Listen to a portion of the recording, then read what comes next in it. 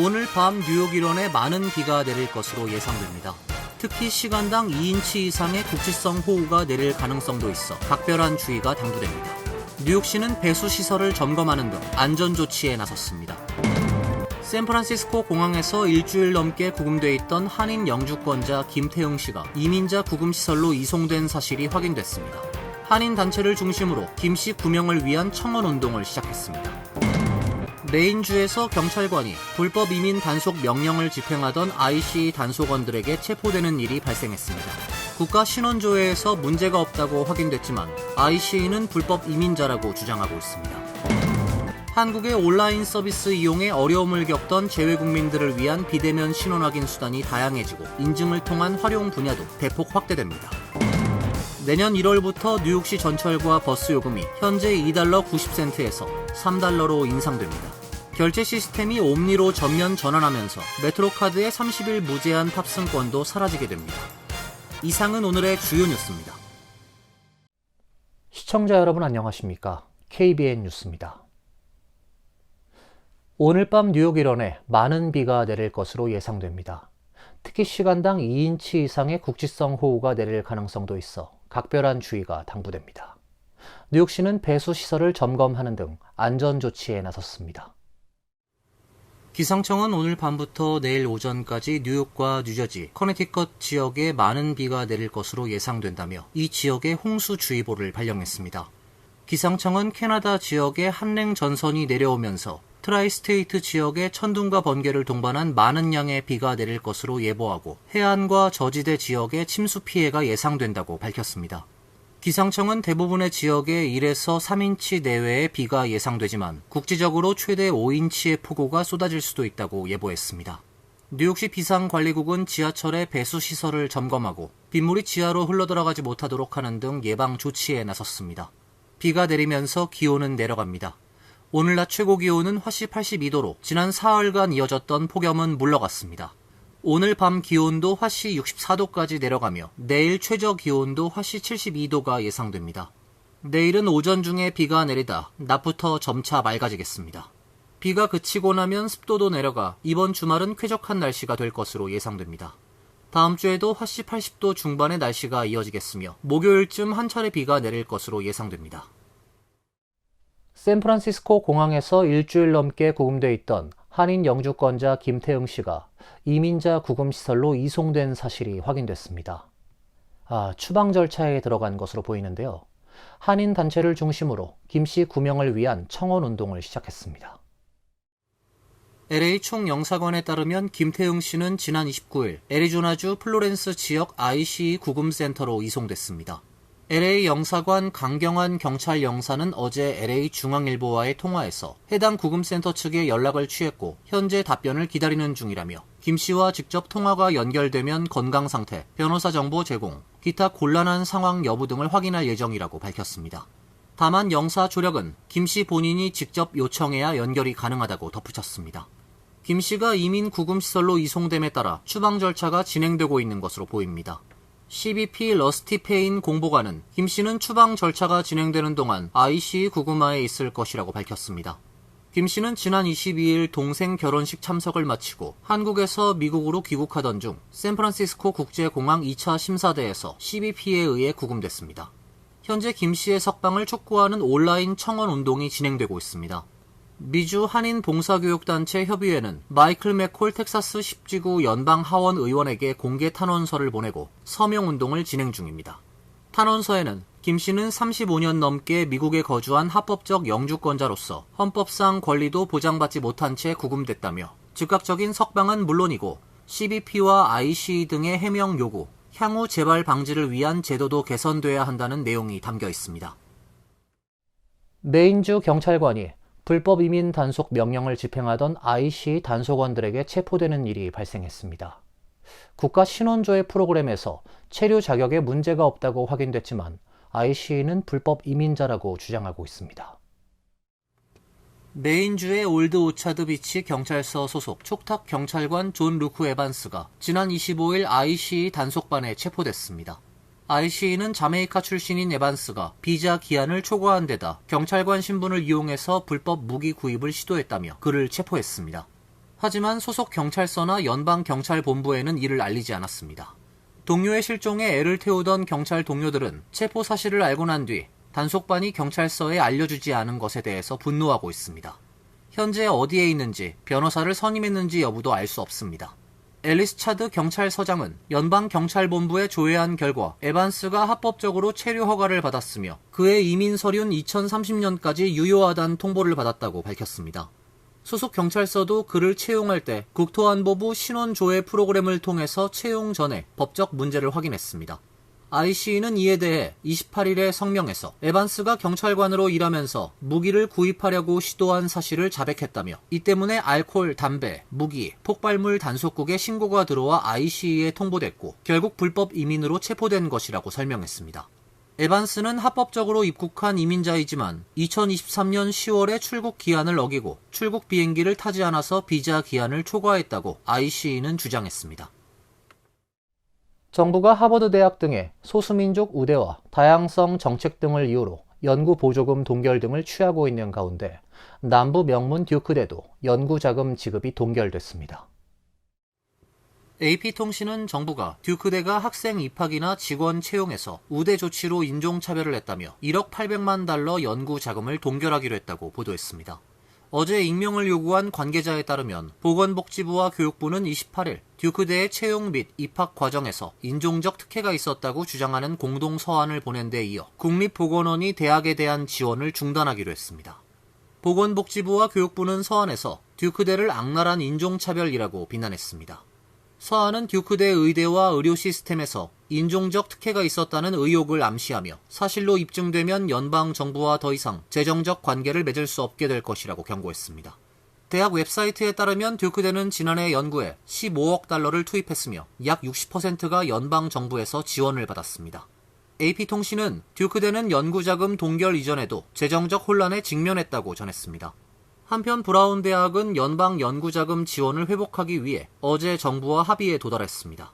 합의서에 따르면 대학은 앞으로 10년 동안 주 정부의 노동력 개발 프로그램에 5천만 달러를 지불하기로 약속했습니다.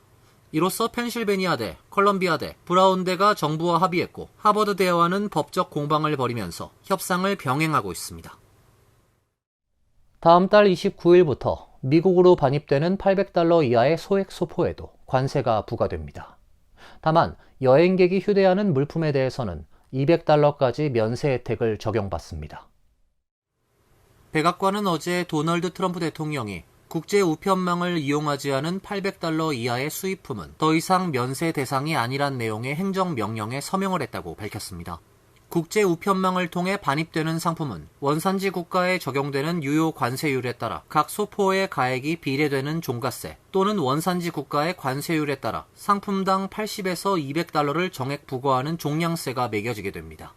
다만 미국을 방문하는 여행객은 $200까지의 개인 물품을 면세로 반입할 수 있으며 선물은 $100 이하까지 면세 기준을 적용받는 기존의 예외 조항은 유지됩니다.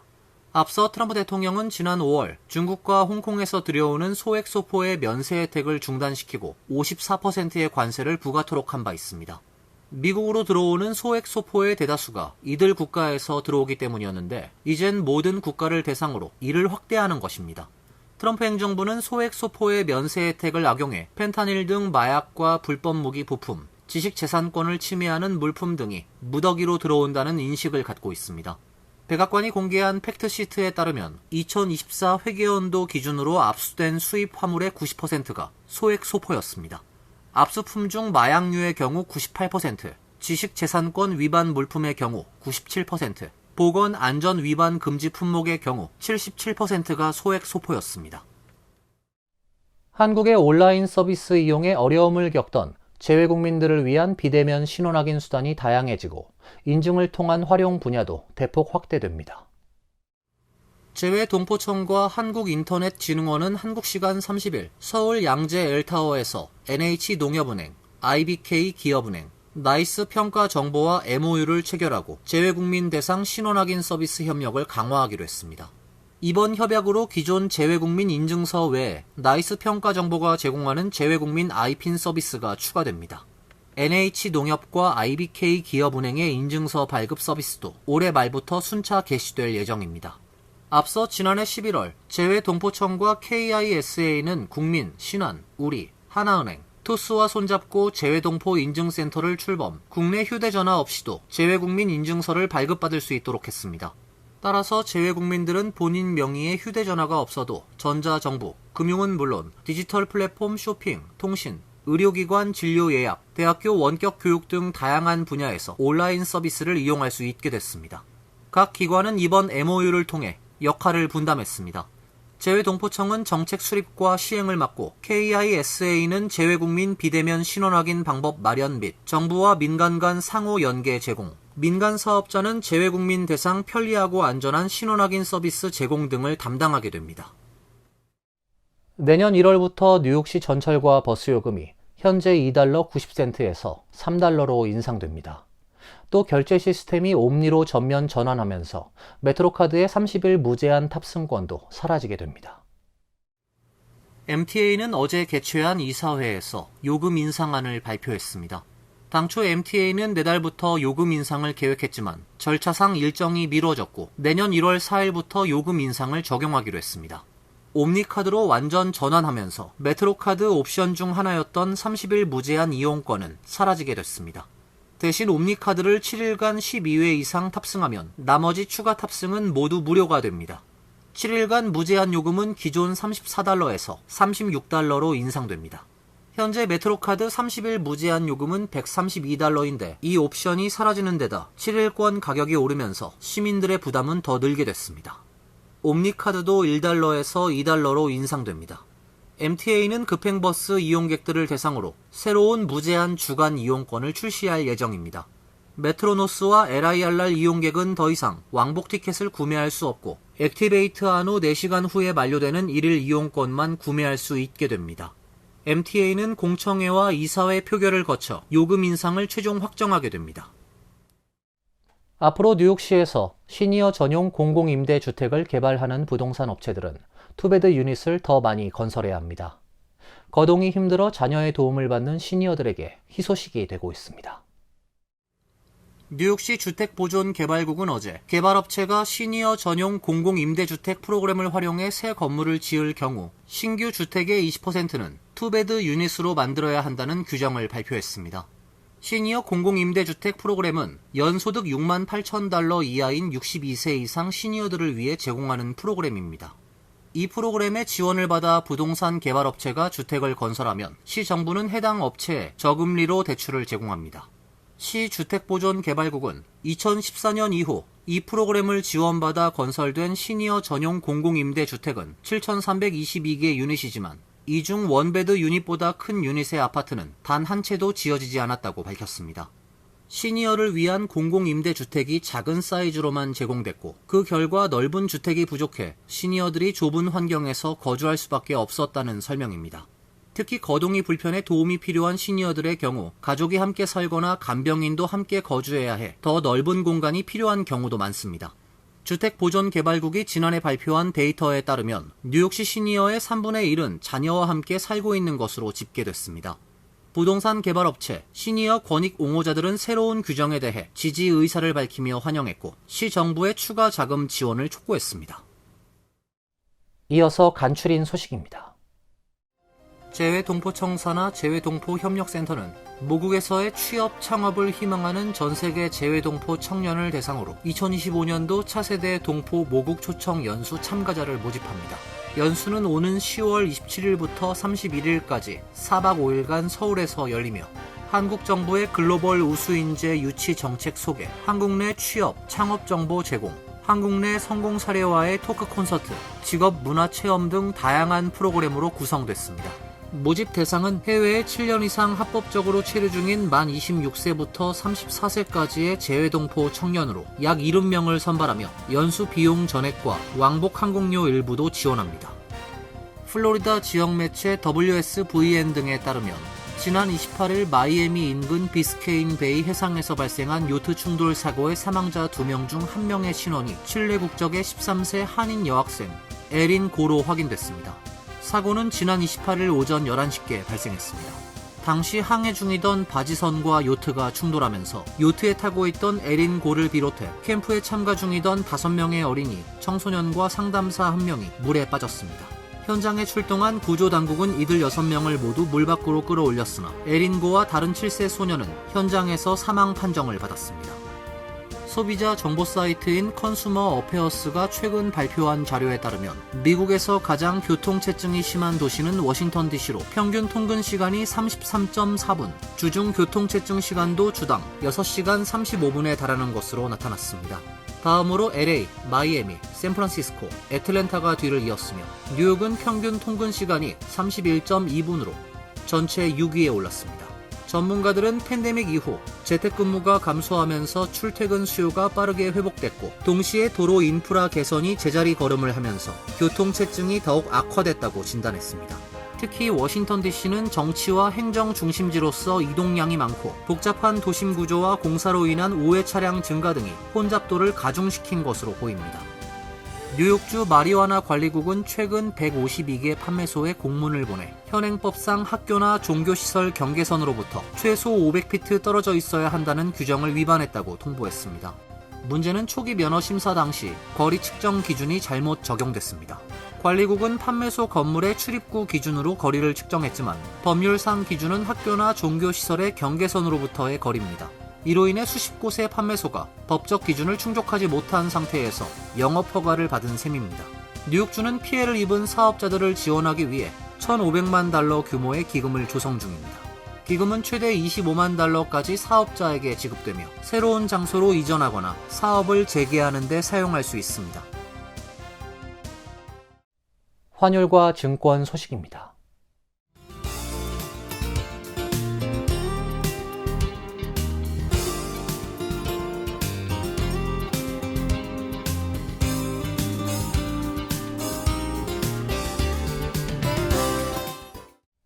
이어서 날씨입니다. 내일은 오전까지 비가 내린 후 오후부터 맑아지겠습니다. 낮 최고 기온 72도, 섭씨 22도, 밤 최저 기온은 64도, 섭씨 18도로 예상됩니다. 토요일과 일요일은 대체로 맑은 날씨가 예보되어 있습니다. 기온과 함께 습도가 내려가면서 쾌적한 날씨가 예상됩니다. 이상으로 KBN 뉴스를 마칩니다. KBN과 함께 즐거운 시간 되시길 바랍니다.